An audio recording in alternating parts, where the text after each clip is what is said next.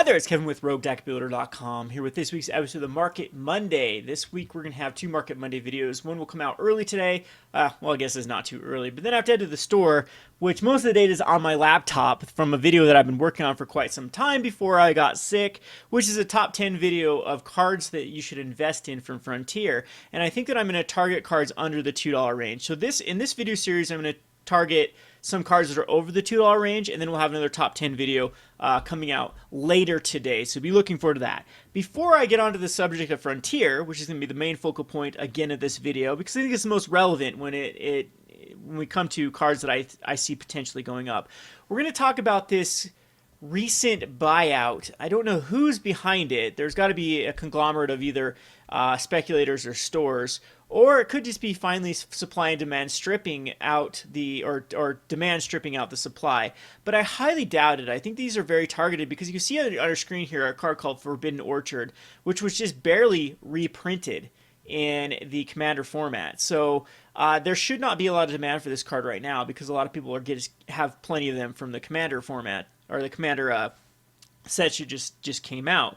So I've been noticing this. Today it looks like Champions of Kamigawa. A week ago, this is from a newsletter I get from MTG Price. I don't know if they send this out to people that have ever been pro traders. I was gifted a pro trader once upon a time, I believe by the website owner of MTGPrice.com, and it was like a 6 months membership. It's pretty good. I think if people are serious into the kind of the higher stakes of investing in Magic, I do recommend MTG Price. They have a lot of people. One of the things that they kind of brag about is they have people on the floor at a Grand Prix waiting to tweet out what the latest hottest decks are, and that way you can get ahead of the buyouts and things like that. So of course, being free, I checked it out every now and again. The forums were pretty active, but I'm not a big fan of paying for anything like service wise. I think that information is something that can easily be attained for free. With channels like myself or there's other podcasts and articles out there. And so I've never really been a fan of the paywalls to begin with. But if it's something you're interested in, I do recommend it from that aspect. They seem to be nice people over at MT Price. I've had nothing but good interactions with them. And I still do get their Pro Trader daily briefings, which I do find helpful. So MT Price utilizes, they kind of track the inventory of some of the bigger name stores. I know that TCG Player's on there, eBay's on there, Abu Games is on there, Cool Stuff is on there. I believe Channel Fireball, a lot of these bigger ones, they track the inventory of all the ones that haven't banned them from doing so. I know Star City Games sent them like a cease and desist letter of quit using their information, which I thought was just stupid. But the reason why Star City Games does that is because Star City Games is always the most expensive vendor out there, and they didn't want their name being put next to all these other vendors saying, oh, look what a ripoff Star City is compared to everything else. So for the ones that haven't sent them cease and desist letters, which I think is, free publicity is publicity. I don't know why Star City's against it other than my own speculations for that. But it's a good tool to see like they have major inventory swings as well as major price changes or buy list changes or stock. So these are the arrows. You have the daily price change. So this card's gone up 11%. Buy list change has gone up 5%. That means people are actually, stores that are buying them have increased their price. And the stock went from 42 to 21. So we've seen a decent buyout from these vendors. So you can see that a lot of these cards now are Guild Pack. You have Guild Pack, Champions of Kamigawa, and for the past few weeks I've been noticing this trend. People are targeting these cards around the $2 to $8 range. Yeah, I think that's a good. Well, even I would say even in the lower like $10, $15 range as well. Of a lot of these cards that have low stock because they were sets that were Magic, I think it was only supporting around 2 to 5 million players during this time. It fluctuated around that. There's varying sources. Some sources say there was like 2 million active players during this kind of stale Magic the Gathering range. Some say there was 5. This was pre first Zendikar. The first Zendikar was when we started to see an influx of players, but it was still a steady, slow growth at Zendikar and Scars of Mirrodin. And then it was the first Innistrad where we saw a huge influx of new players, and then that was skyrocketed by Return to Ravnica. And that Return to Ravnica growth kept on going up until Theros. There's a little bit of a stale Theros, and then M15 there was a huge another influx, and then Khans just went crazy.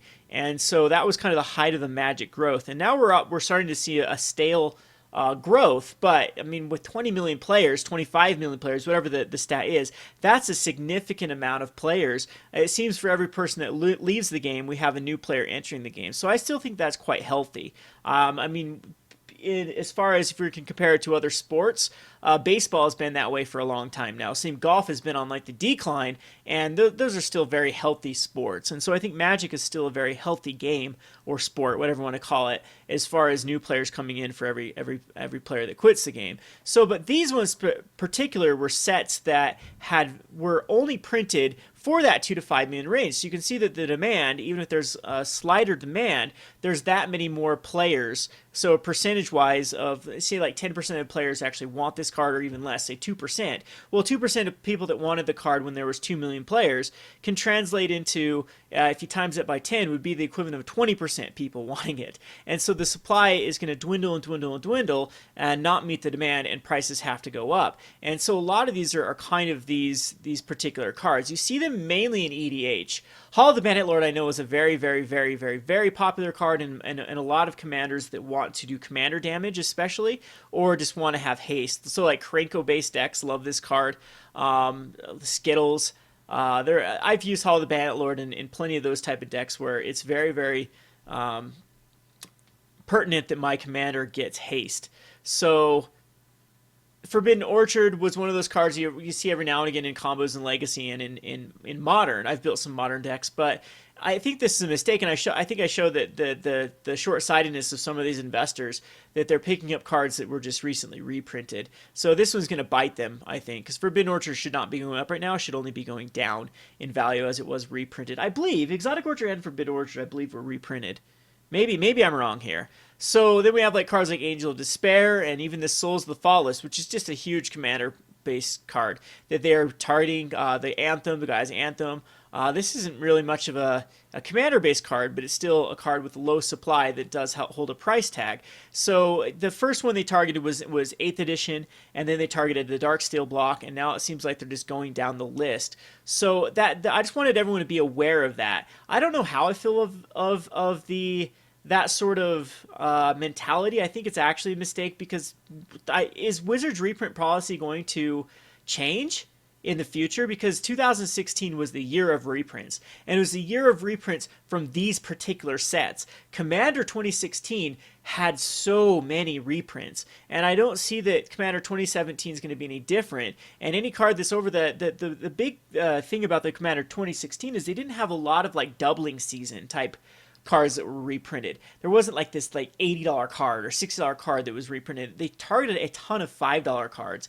And so all of these cards, I think, are on the chopping block for getting a reprint in 2017. And I don't suggest doing that. I think that just this whole scattershot mentality, if you actually look at just the price data of a lot of sets, even going back quite a bit, they've slightly gone down in 2016, and I think it's just a conglomeration of too many things. I think of the staleness of just Magic in general that hasn't had that 20% year-to-year growth that it's had in the last few years, which doesn't lead to just prices skyrocketing like they used to.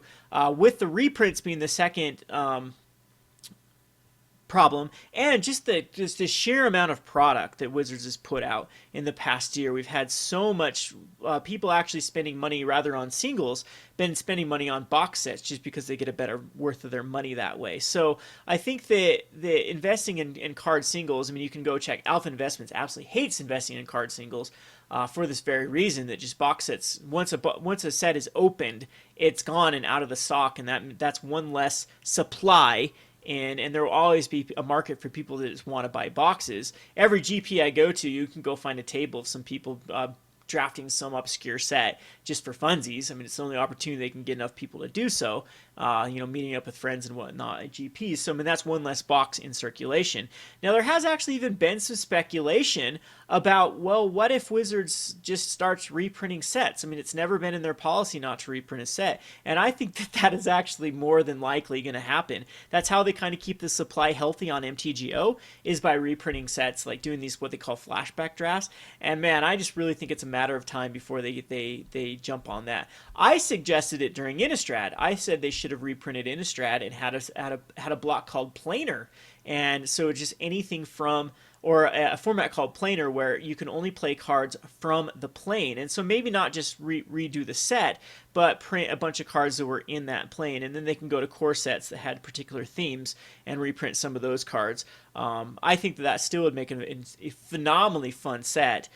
Just you stick on a particular plane type theme and only play with those cards, because a lot of those cards, especially from Innistrad, were just not quite powerful for Modern. Now they're not hitting Frontier, and they would have worked so well with a lot of the tribes from, like, the zombie and the werewolf and the spirit tribes from Innistrad. And you can see kind of the same thing happen with some of these other blocks. They mesh very well with the first block that came out, and there's just not enough demand for casual that people. We saw some increases in, like, werewolves and things like that, but you have to kind of cultivate formats. Wizards has to be the one to kind of to steer the ship in a direction for people who want to play a format. So, anywho, just be aware of that. I do not think that this is necessarily a smart move to be targeting these sets that existed at the very start of Modern, when the low supply, because I think we're going to have another 2017 year of reprints. So there's that. Food for thought. The next topic, of course, I want to talk about is Frontier. So the first video I'm going to do, I'm just going to kind of talk about some of my favorite targets. There's two of them in particular in this particular video series, and then I'm going to do a whole top 10 list of cards that I think you should invest in for Frontier. So I titled this video "Ready or Not, Here Frontier Comes." So we've already seen some movement in the Frontier, especially with cards like Jace Vryn's Prodigy. This card has gone up quite substantial from its 23 low up to its $35.60. I've sold a bunch at my store. We bought a playset for ourselves, and we've already sold it out. We need to reorder it because a bunch of my decks actually do use Jace. And I think that Jace is going to be probably the most staple card for the Frontier format. Jace works very well with Madness, it works very well with Delve, it works very well with Delirium, and those, of course, have been the theme cards out of the last few sets. It also just really smooths out your draws. I mean, what's wrong with Merfolk Looter with a huge upside? Absolutely nothing. Jace is very much kept in check. In this format, we have basically cards like Grasp of Darkness, Ultimate Price, Fiery Impulse, Fiery Temper. We have even like Jamoka's Command that can take it out early. Like, it is kept in check by almost everything that has converted mana cost 1, 2, or 3. It's easy to kill. I think Silk Wrap's going to come back. So Jace, yes, it does need to be taken care of, but I wouldn't even put Jace that big of an issue beyond the fact that if you can control the board and then flip it, Jace can get out of hand. So it's just one of those, I think, a decently designed card. I don't think it's too powerful, but I think it's right where it wants to be as a powerful card. So Jace's, you've already kind of missed the mark in investing in Jace. I think if Frontier takes off, this could go back up to a $50, $60 card. I don't see it going much above 60, maybe 70. But I don't like investing in cards at the $35 range. This is just too volatile for my blood. And so Jace has, I think, the ship has sailed for that. The other card that I suggest you do not invest in, I guess you could short term and then flip it and then get out of it before it becomes banned, is Dig Through Time. You've also seen a very, very good increase in Dig Through Time. It went up from $1 to $1.55. Dig Through Time is one of those cards that I think is in jeopardy of being banned. If there was any card that does deserve a pre-ban, I think that I would suggest 4 cards beyond the pre-ban for Frontier. The first two, I don't think anyone really wants to argue with. I think Dig Through Time even gets a lot more dangerous with cards like Torrential Gearhulk that can cast it for free. And it's, an 8-mana spell. It's an instant, Torrential Gearhulk. But this card is just too easy with all the self-milling type strategies, and we just saw how broken Delve ended up being. Card is banned in Modern. Card is banned in Legacy, and I think it's probably too bad it's too powerful for a Frontier. The other one is Treasure Cruise. Treasure Cruise, similar reasons. I just think it's too easy to exploit Treasure Cruise, and the delve mechanic was just too powerful. And the other one, the third card I suggest to have a pre-ban is also a delve card, which has Become Immense. I just think that Become Immense is just too powerful in that slot for a creature pump. I think that giving something that much power off a double striker, we don't have Infect in this format, but we do have a lot of cards that can just go insane with the Become Immense. And I think the other combo to the Become Immense also might deserve a pre-ban, which is Temur Battle Rage. Temur Battle Rage, I think it's just, we have Uncaged Fury, we have a few other cards that do similar things. I think Temur Battle Rage might just be too powerful for the format. But those two are just suggestions. I think Dig and Treasure Cruise, I think it's just a matter of time if the format does take off, that they might need to be banned. It might, out of all the cards that I think could be oppressive, I think it's those two, Dig and Treasure. So anywho, cards that I think that are going to be very, very staple to the format that still have a lot of room to grow, I think are going to be the following cards. The first one is going to be two of the commands. The first one is going to be Kolaghan's command. So if you go over here, over to MTG Goldfish, and you can see the most played cards, it doesn't show up in the most played cards. It shows up in top spells of Kolaghan's command. But what I like about Kolaghan's command is it's such a good answer to both cards like the Hangerback Walker, which is being used a lot. Speaking of another card that's gone up recently, which is Hangerback Walker, just because it's a very, very value-based card. It can easily be taken care of again through cards like we have Incendiary Flow in the format now too, that just completely takes care of Hangerback Walker. So Silk Wrap, Incendiary Flow, I think if this card becomes more and more popular, will become answers to it. But speaking of another answers, Kolaghan's command, a lot of times if they get one Thopter out of it, you can still make them discard a card, or say kill a Jace, kill a Hangerback Walker, all they have is a 1/1 Thopter. That still seems like a good value trade. And I think Kolaghan's command is pretty low. What I like in investments is I think that you really, to be safe, the Dragons, I think Dragons still had another year of going down. If you follow this trajectory, it would still go down for another year if Frontier wouldn't have kind of taken off. But this card inevitably would go back up in price because it's just such a staple card in Modern. It's one of the best cards printed for Modern in years. And it goes in both the Grixis and the Jund in Modern. See, there's Jund and Grixis. As it really is the only reason to play Grixis or Jund, in my opinion. I think that if Kolaghan's command was not in there, maybe Lightning Bolt as well, I think Abzan is just a better route to go for kind of the Tarmogoyf feel. But Kolaghan's command is incredibly powerful versus Affinity. It's just a really good toolbox card because you can't feel bad about mainboarding it because at least it's going to do 2 damage and discard a card. So who can be... all these modes are so good. Return a creature card from your graveyard to your hand. If you have a self-mill strategy at all, this is getting back something. It kills an artifact. There is the Hangerback Walker, but another artifact card that's being used a lot in Commander, which is Smuggler's Copter. Completely annihilates Smuggler's Copter. I've had very good success against decks that are using Smuggler's Copter because of Kolaghan's command. And then, of course, the 2 damage can kill Jace or kill any other card that is problematic in the format. So the whole, I've talked about this with investing. Frontier, you should look for other avenues of the card. So it needs to be either good in Frontier and good in Modern, Commander, or Legacy. Otherwise, I would not invest in it. I wouldn't touch it because Frontier is still too volatile. There are people like me that are promoting it beyond promoting it because I think it's way fun.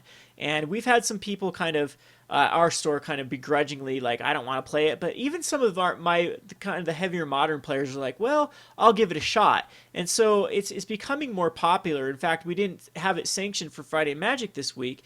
We had more players join our Frontier tournament than we did play in our Modern tournament. So that's just some food for thought right there. You know, you kind of follow the popularity. And I know that my store might be a lot different than a lot of people's stores because we started our standard season. What was legal when we started our store was cons on. Yeah, because we got in right after Battle for Zendikar. We missed the Battle for Zendikar pre-release. Our first pre-release was Oath at Gone Rogue Games. So a lot of our new players that we kind of cultivated, they have cards from cons on. And so it works really, really well for our store. And so a lot of the players that have kind of been disenfranchised from Standard haven't played in our Standard format because they didn't want to pick up new Standard-based cards, just had old Standard decks from the previous standard seasons and just sleeved them back up and made some additions to them, and actually got them to actually buy some Kaladesh cards for once in their life. And we've had a lot of fun with that format. So, anywho, my experience Cold Command, I've played 2 decks in a row now that have used the card, and the card is completely bonkers good in the format. Speaking of another one, is Atarka's Command. This is another card that I think is just insanely good in the format. There's an entire deck called Atarka Red that is based around it. It is another card that does see play in Modern. It's not going anywhere. It's a very big staple in Zoo and in Naya Burn, and yes, even in Goblins every now and again. You'll see this card in any basically aggro-based strategy in Modern. So your opponents can't gain life. That's huge.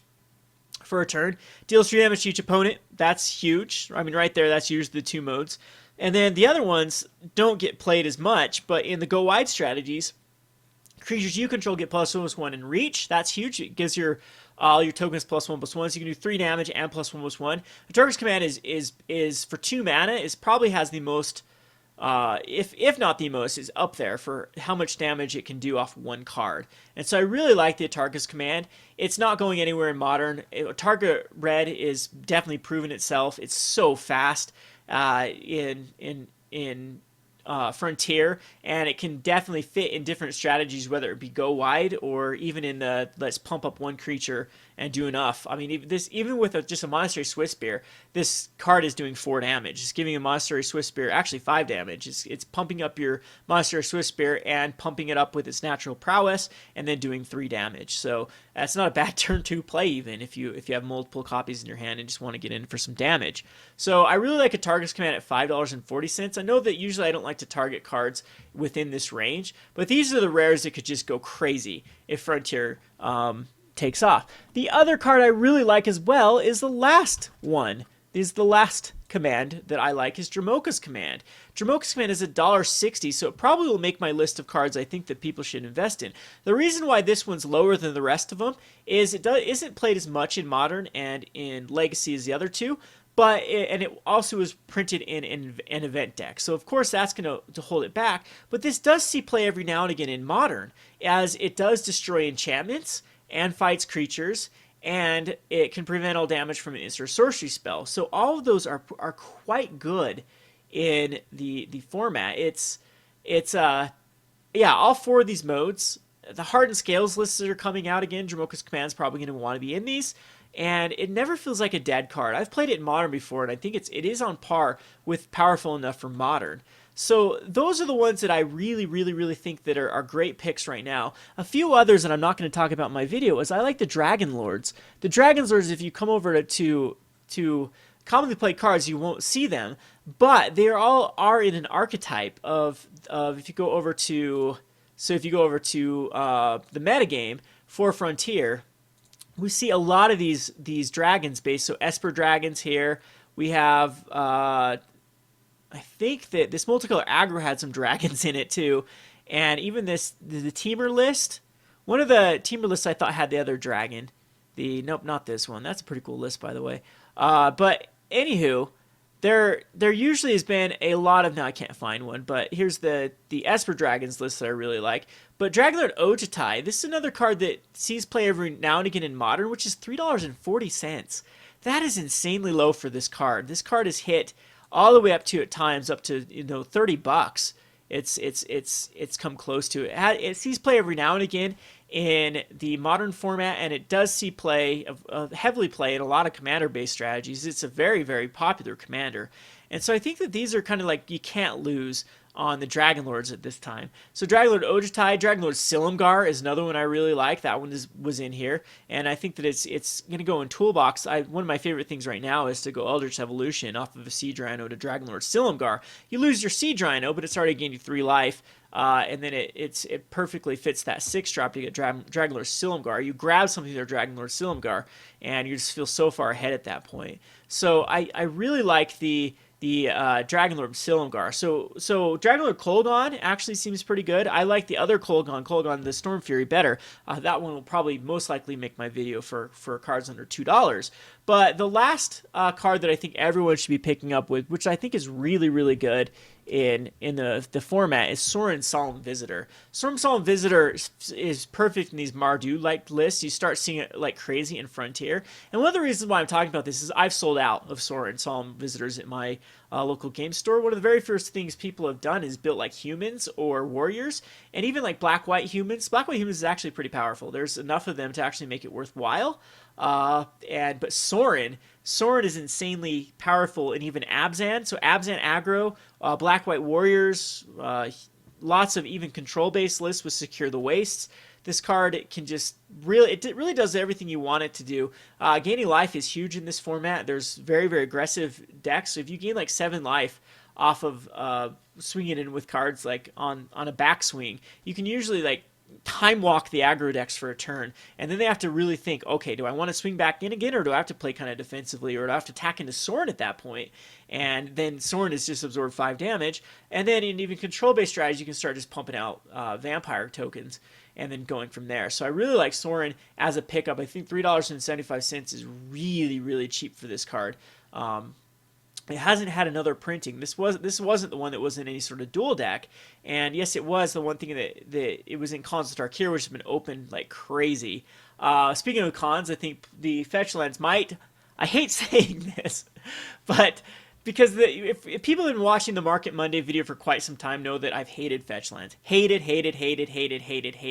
them. And I've kind of had this back and forth with Rudy about Cons of Tarkir.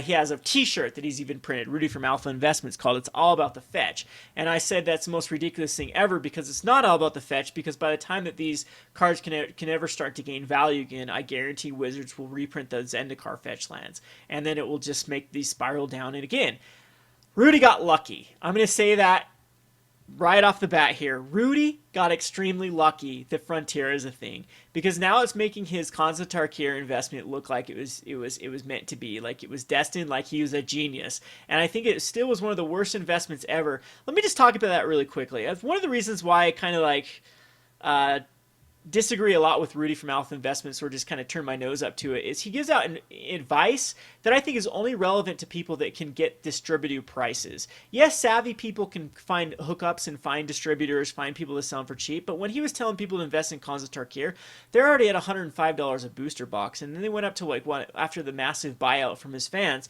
they went up to like 120, 125. That's when he did the video, is this a self-fulfilling prophecy? Has the demand only been created by everyone speculating into it? And my answer was yes, that was the whole demand, was just everyone like going on this hype train for Cons of Tarkir. And 105 to 120, 130 is not a great investment. It's a terrible investment. By the time you actually sell it and get killed by the eBay fees and shipping fees and all the competitive pricing, yeah, you're going to lose money on that investment. And I said I don't think the Cons of Tarkir would go up within the near future. You're looking at many years down the road. We can actually still find a sealed product from Return to Ravnica that sells lower than MSRP and all those things. And it's just we're in a new age of sealed product where there's just so much out there. But now Cons of Tarkir with Frontier does look like a great investment. We are starting to finally see movement now with the Fetchlands. So these all are at their bottom. I thought their bottom would be more the $12 range. That's when 8 to 12. I said 8 for Windswept Heath and then 12 for the rest of them. And they're looking to go to that trajectory, because you can see the videos were made by the Rudy video, I think was made around here when they were 21, 22. This is when I got out of Fetchlands. I completely got out of Fetchlands at the $21 for Polluted Delta. In fact, what I did with Polluted Deltas especially is I traded them all at Grand Prix. When did I get out of them? It was clear over here then. Modern Masters came out here. No, I sold them all out at 21. I traded for KMCs at Store Credit range, I think. No. That's not when I got out of 20. 21 was the mark I got out of Polluted Deltas. And I got out of Thought Seizes at the same time. And they were both very, very high, because I was like, they're going to get... I just noticed that Modern did not have... Even though Thought Seizes and Fetchlands were one of the highest wanted cards out of Modern, I just knew that there wasn't a demand for it and saw that trend going. And I think I was right to get out at 21, and they continued to go down, even these weeks. I mean, I talked about it here, I talked about it here, I talked about it here, I talked about it here, and people were like, they're going to go up, they're going to go up, they're going to go up.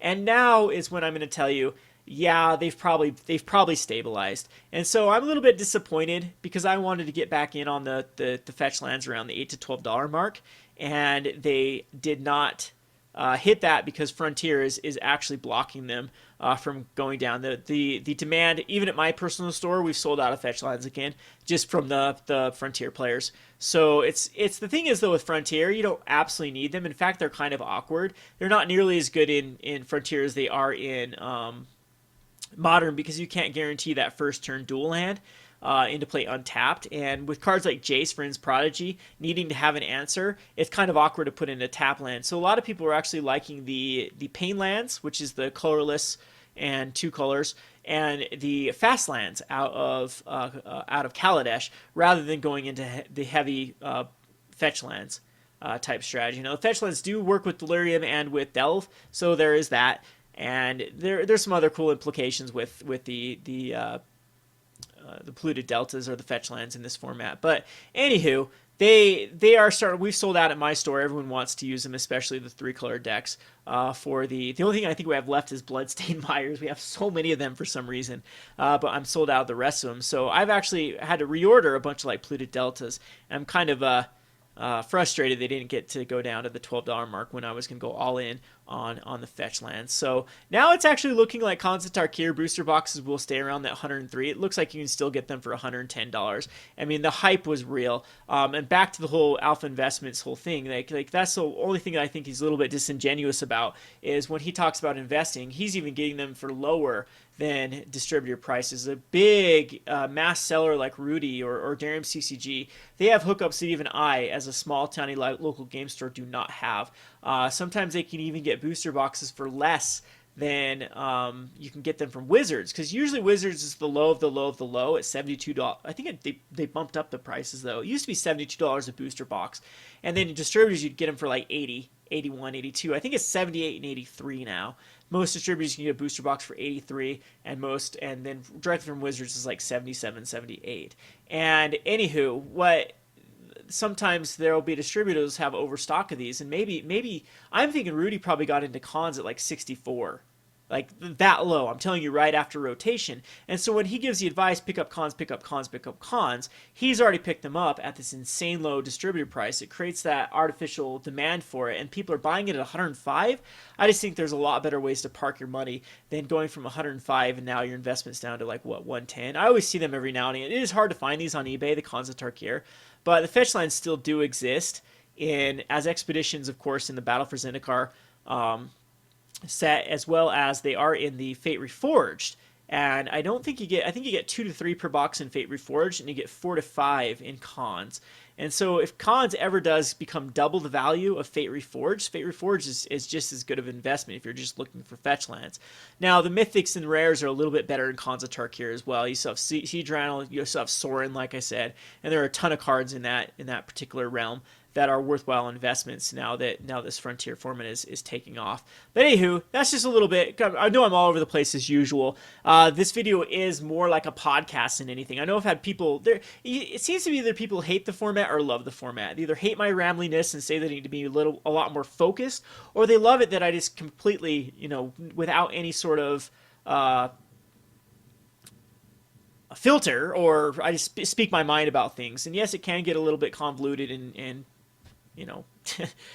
go from one direction to the next without any rhyme or reason. That's just the nature of the beast with how my mind works. But I hope you do enjoy these videos. The next video will be just a straightforward top 10. It won't be any. I'll probably try to edit it. That'll come out later tonight or early tomorrow morning. Hopefully, that's my goal.